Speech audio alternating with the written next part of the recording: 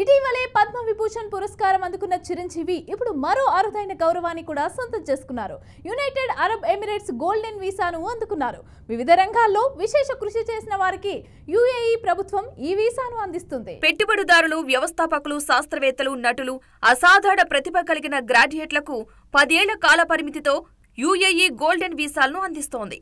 ఇంతకు ముందు చిత్ర పరిశ్రమకు చెందిన రజనీకాంత్, షారుఖ్ ఖాన్, అల్లు అర్జున్, దుల్కర్ సల్మాన్, త్రిష, అమలాపాల్, మోహన్ లాల్, మమ్ముట్టి, టొవినో థామస్ తదితరులకు ఈ వీసా లభించింది. తాజాగా దీన్ని అందుకున్న సినీ ప్రముఖుల లిస్టులో మెగాస్టార్ చేరారు. దీంతో అభిమానులు శుభాకాంక్షలు చెబుతున్నారు.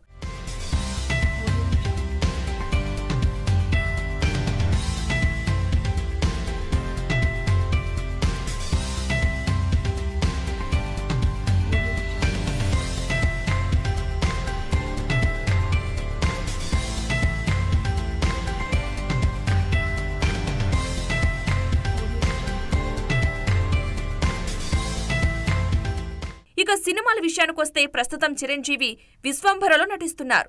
వశిష్ఠ దర్శకత్వంలో సోషియో ఫ్యాంటసీ చిత్రంగా ఇది రూపొందుతోంది. 200 కోట్ల రూపాయలతో ఈ సినిమాను నిర్మిస్తున్నారు. ఇందులోని యాక్షన్ సీక్వెన్స్లు సినిమాకే హైలైట్ కానున్నాయి.